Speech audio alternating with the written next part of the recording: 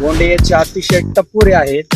शिवाय 5 पाकळी बोंड आहे आणि विशेषतः पेरातलं अंतरही मापात आहे. जर तुमचा थ्रिप्सचा अटॅक झाला, माव्याचा अटॅक झाला, त्याच्यानंतर तुमचं जो व्हायरल अटॅक आहे तो कमी आहे. जे पाते जे गळत आहे, आम्ही आमच्या शेतामध्ये तुलसी सीडची कबड्डी हा वाण लावलेला आहे. तर वाण हा माझ्या माहितीप्रमाणे अतिशय सशक्त, जोमदार आणि भरपूर असा वाढ झालेला वाण आहे.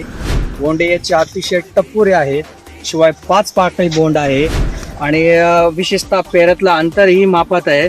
उंचीही माझ्या मते ओके आहे आणि बुडापासून तर शेंड्यापर्यंत सर्वत्र पाते आहेत, बोंड आहे आणि फांद्या पण अशा भरपूर अशा लांब झालेल्या आहेत. आणि याचे एक वैशिष्ट्य माझ्या लक्षामध्ये आलेलं आहे की याच्यामध्ये रोगाचं प्रमाण आहे अतिशय कमी आहे.